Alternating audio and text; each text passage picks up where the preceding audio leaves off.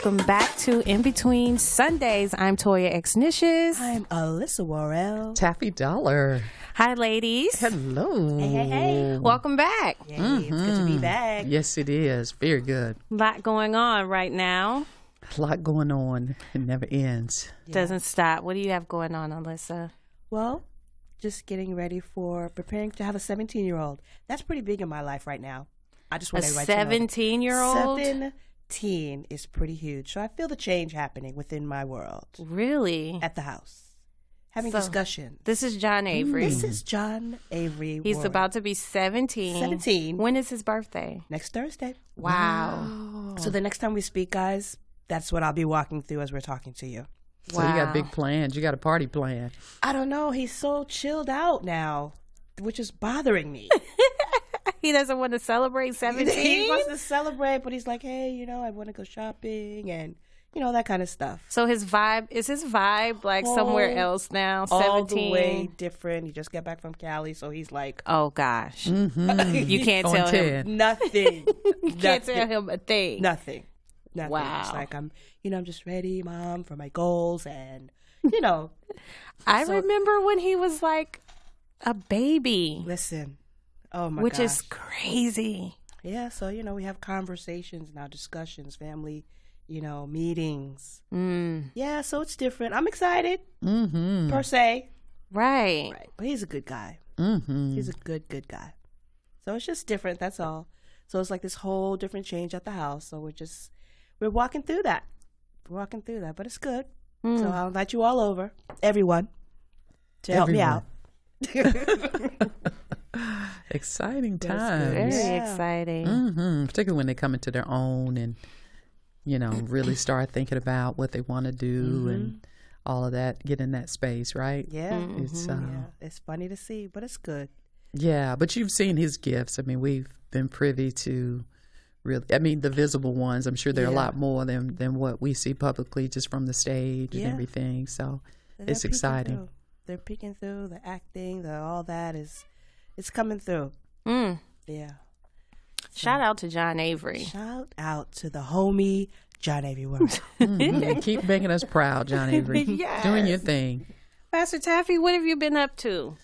Traveling again? Have you been across the world? We live vicariously through you. We really do. Not really across the world, just, pretty local. Just trying to evolve, professionally, just in a place of really trying to go to another level, and do different things to reach people. So it's more for planning mode for me, I think, right now. Just, Good. going into just trying to figure out, okay, what's next type deal. So that's where my brain has been, just really wanting to experience more and preparing even for 2019 and 2020. That's kind of where I am crazy. too. That's crazy. 2020. Just saying that is crazy. Hopefully we'll have 2020 vision in 2020. Is Yes. that kind of corny? that's But gonna be No, great. I think that's appropriate. I think so. So there you love go. that. Plan now, then we will, right? Yeah. So. I realized I don't have any balance in my life. Really? You don't think? Are you like No. all over the place like that? No, like I don't have a life What do at you all. mean? Oh. Like I don't do anything like fun at all. But you are the fun. I thought I was the fun. Yeah, you are definitely You the remember what we fun said before? package. When Toya comes, this is what we used to say all the time, Pastor Taffi. Like, if you have a party, right? You have a party, it's cool, everybody's there. But if Toya comes to your party, It's a party. it's a party. You're validated then. And I it's validate cool, the too. party. Cool. Yeah, you just So, bring the edge and the swag. Right. Like, if and she the comes, it's like, oh, chic. I'm in.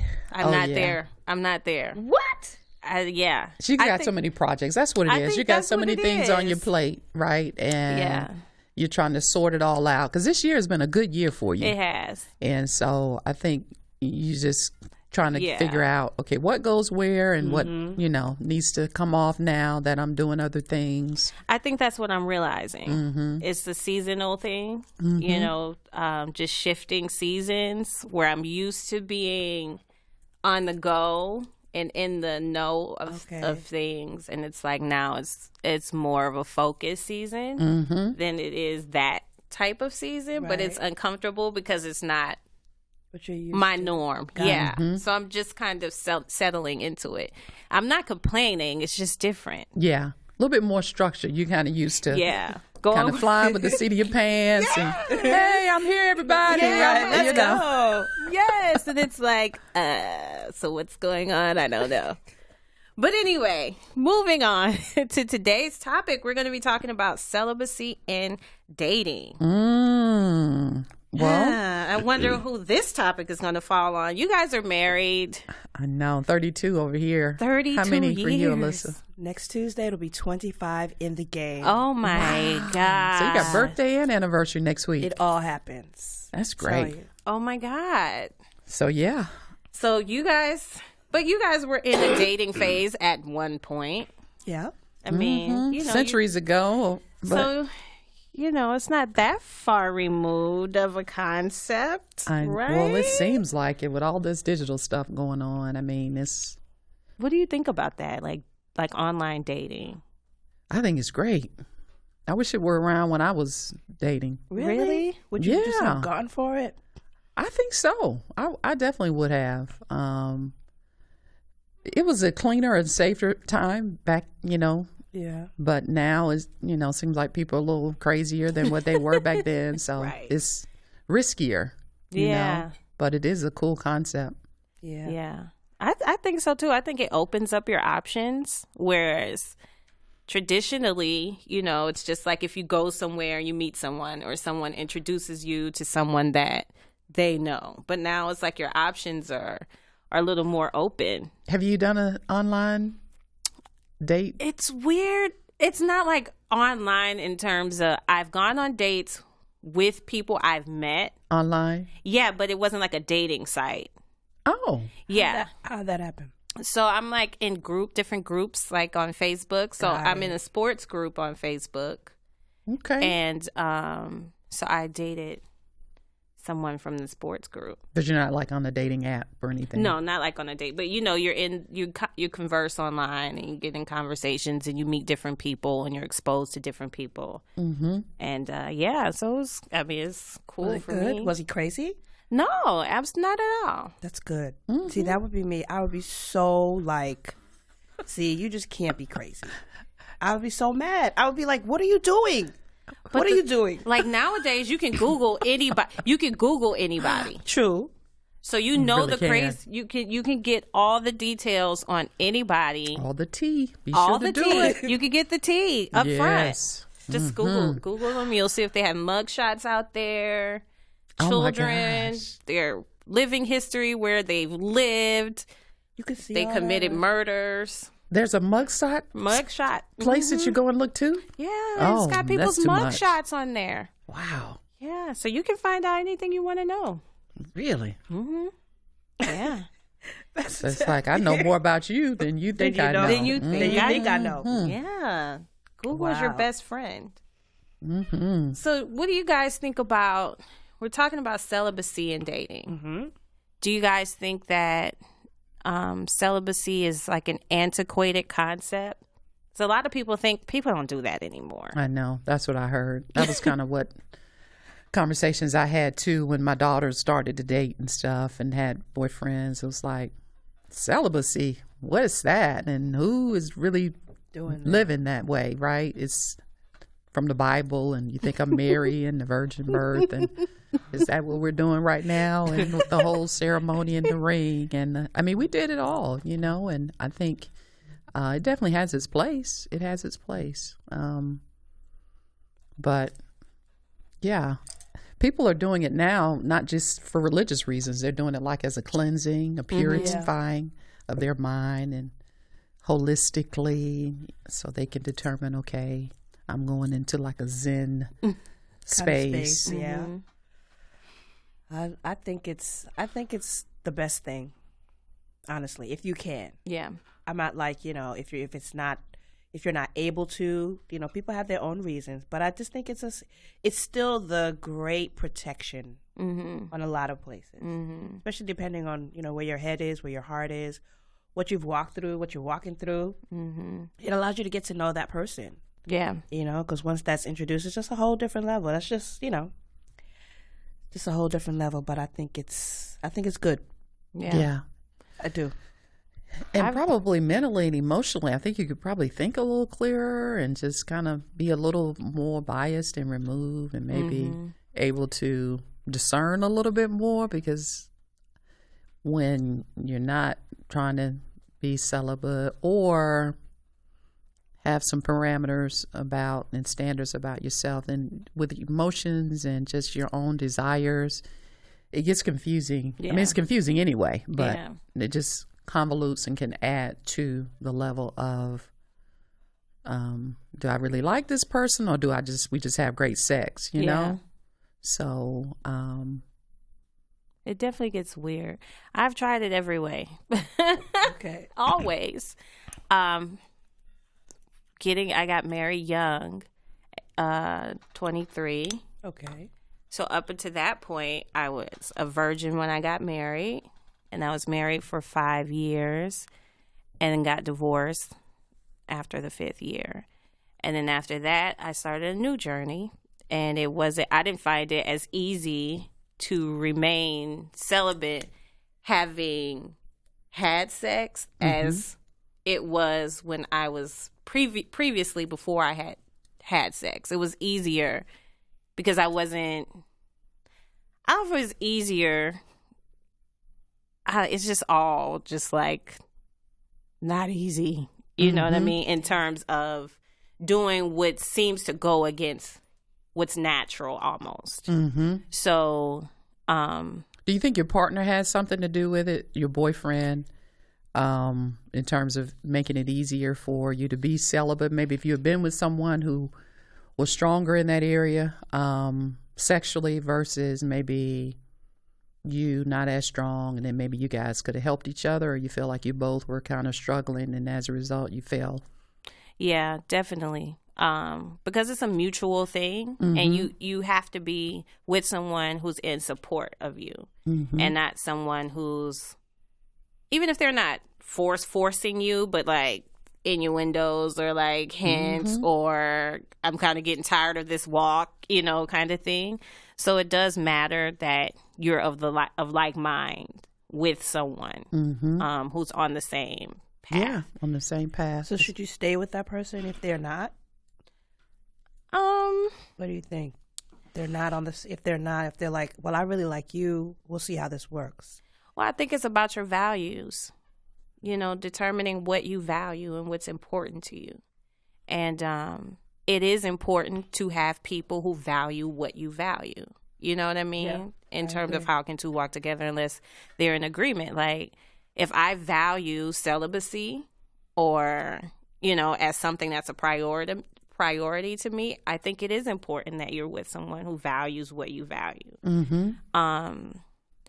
I don't know how it could work if you guys, because that's kind of like a foundational type of thing. Yeah, I don't think it could work, honestly. If you both. Yeah, if one person is like, you know, well, let's see how this goes, which is kind of unfortunate because your heart may be all in for that person, and then they're like, well, really, you know, I'm not with it, because then you set yourself up even there for your heart to be broken.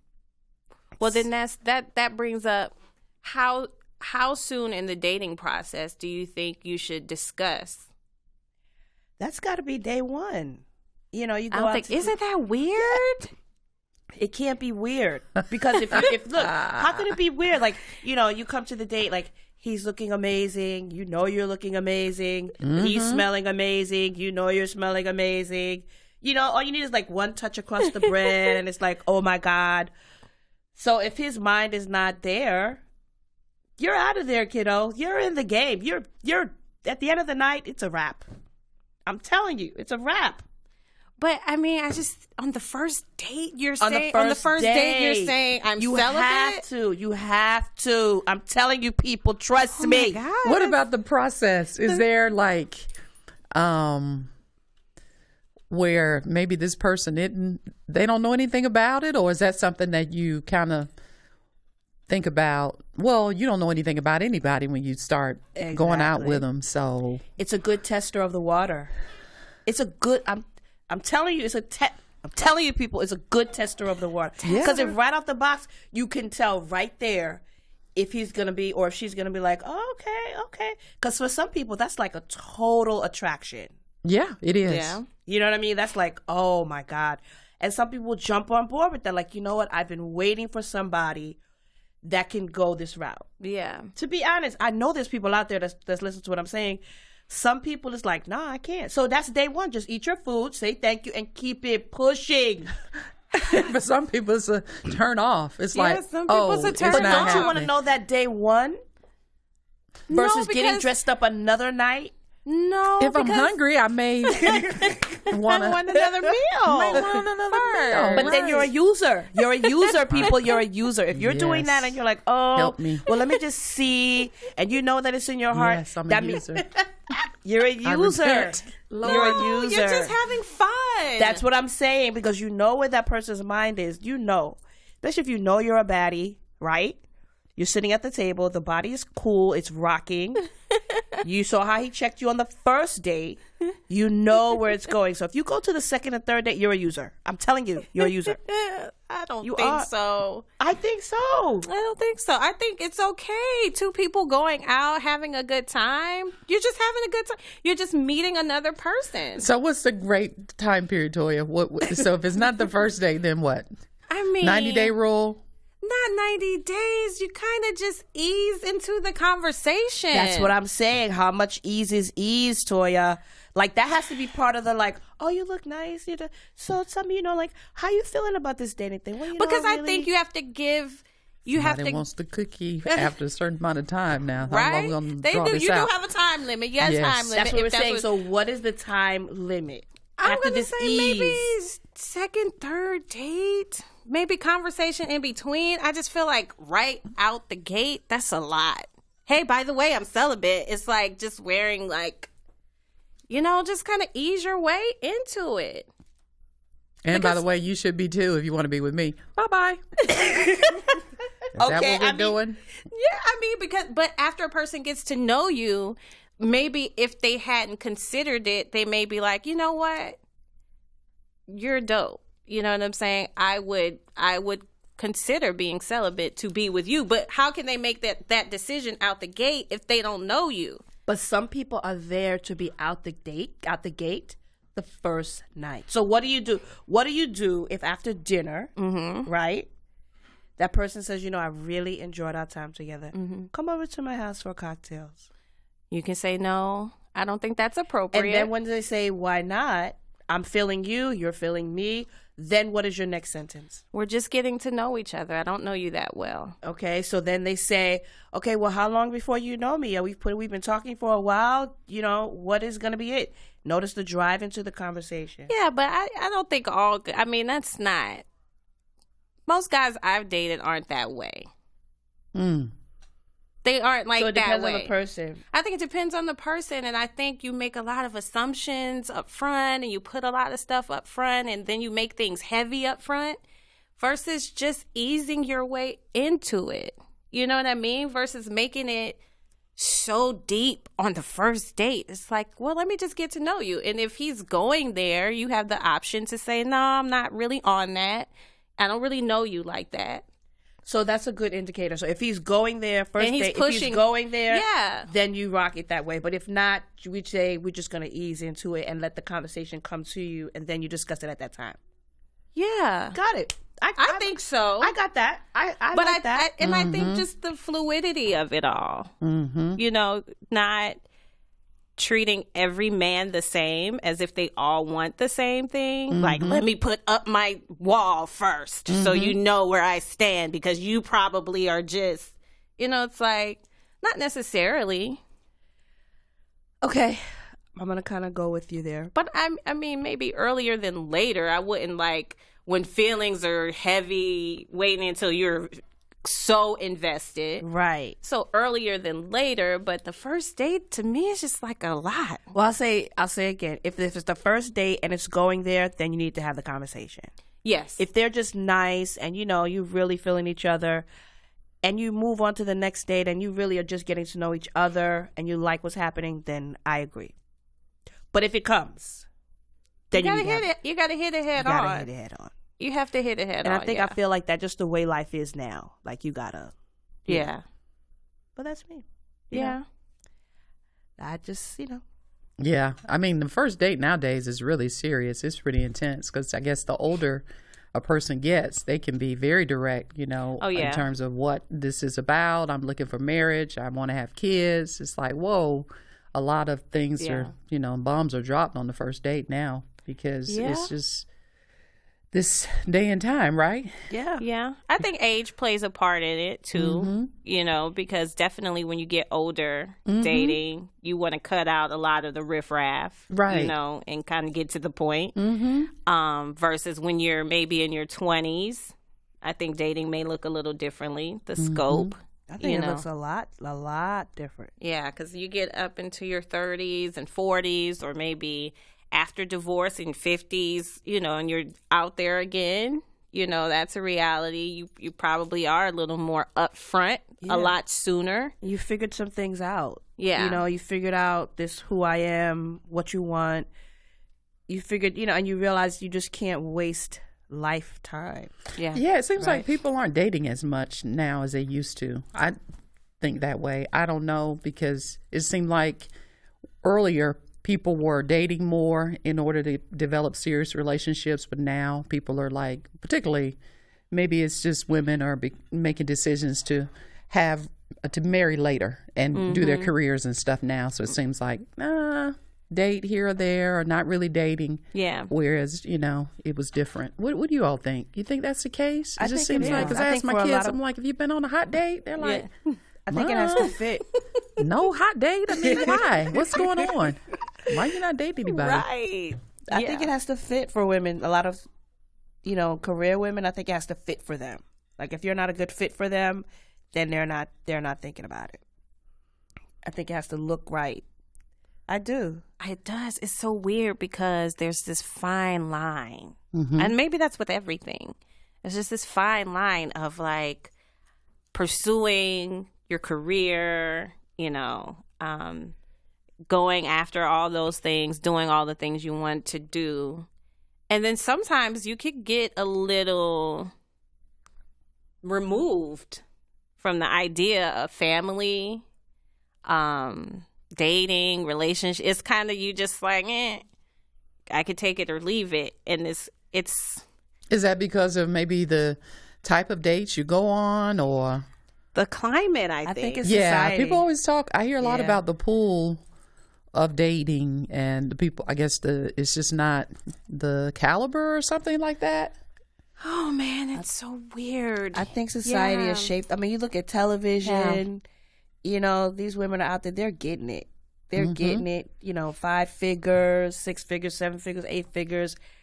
And it's like, they're not thinking about that. Yeah. You have to come in play with what because I think for so long, in some ways, just that whole, you're supposed to be lower. You're supposed to just, go for what the guy wants to go with. That's been out there for so long. So now that we've come into a place in our minds where we understand it in our hearts, and for those, in terms of your faith, you realize that that's not the way it is. They're out the door. They're going. Yeah. They're going. And if you fit with that model where they're going, then great. If not, Say run and don't look back, huh? No, not looking back. Yeah. I think, the dating pool definitely is different now, I don't know, though, because I meet great guys all the time. So I don't think, I think it's a mentality, too. I think some people stay in certain boxes. They don't really they're not really open. So it's like they have this list of all these things, and so you start to narrow your own playing field, That's good. By your list. He has to be this. And then you start to have to pick from 2 or 3, if that, but I think if you're open, there's a lot of great guys out there, I think so. I agree. So let's jump. So you're dating, right? Yeah. And you're dating in the situation. So how do you then go ahead and set up the boundaries in that? How do you do that? In a dating relationship? Yeah. Like, how do you set the boundaries? That's you just, based on what you value, I think. Okay. You know, if it's important to you, like that we remain celibate, that's just one area, but there's a number of boundaries, you know what I mean, that you can set up. But celibacy, if that's something you value, you establish things you will and will not do to protect that decision. You know what I mean? So it's like, if you have to know yourself. I know I can't be at your house after a certain time because I know me. I know my history. I know where I've come from. I know what I have a tendency to do, not do. So that's off the table. That's So good. like kissing is off the table. What do you think? I mean, you have to know yourself. You have to be self-aware. You know, some people cannot take a kiss. Like, they just can't That's because true. of their history. It's like, I would love to, but I know where it's going to lead. Okay, so you know, right off the back. Got it. you just got to know yourself. You can't, you know, some things are not explicit in terms of like in the word it says this, don't it, you know, but you have to know yourself, you know, and know I can't do that and maintain my values, what I think is important, you know. And it's not necessarily easy. You know, it's not like it sounds good. Yeah, and that's the thing. It sounds real it good. Sounds so good. But when you're by yourself and you're in that moment, right? Yeah. That's when it counts. I think that's what people are listening for. Like, okay. And in most instances, that's the last thing on the brain. By the time you get to a certain point, certain things go out the window, which is why the boundaries come into play to prevent you from even getting to that point. Because once you get to a certain point, it's like, oh, well, we here now. So do you throw away okay, that's a good point too. Back to my point A. So do you throw away the boundaries then that you put? If you're already out there, because that's important. If you've already jumped in, like you were celibate, everybody was good in the beginning, but then you go ahead and jump in. Do you just say, hey, let's keep it moving. We'll just, you know, let the Lord be the Lord? Or do you regroup, start again, let the whole thing go? What is the deal? I mean, I think there's a regrouping that can happen. It's very difficult. Once you've broken through that wall and you've opened yourself up, it's not impossible, of course, to reestablish boundaries. Okay, let's get back on point, you know, give back focus. But I think it's just difficult. Once you go there, it's a day by day, minute by minute, second by second lifestyle type of thing. Yeah, I think you have to base the boundary on something. Like you both have to agree what it's based on. Yeah. If you regrouping back, like, oh, we're regrouping, we're starting over because what? What is that based on? Yeah. You know, not just because, oh, we messed up. Yeah. Per se. And some people don't even see it as a mess up. Yeah. You know, I'll take that. I'll take those words out of the vocabulary. Yeah.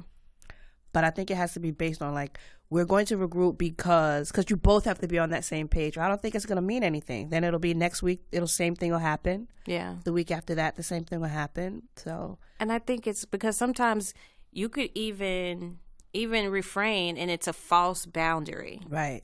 You know what I'm saying? Yeah. Or it's not weighty. It doesn't mean anything. Or it's not coming from a real place. It's just, I feel bad or I feel, versus a real, that's what I'm saying, internal understanding. What that is.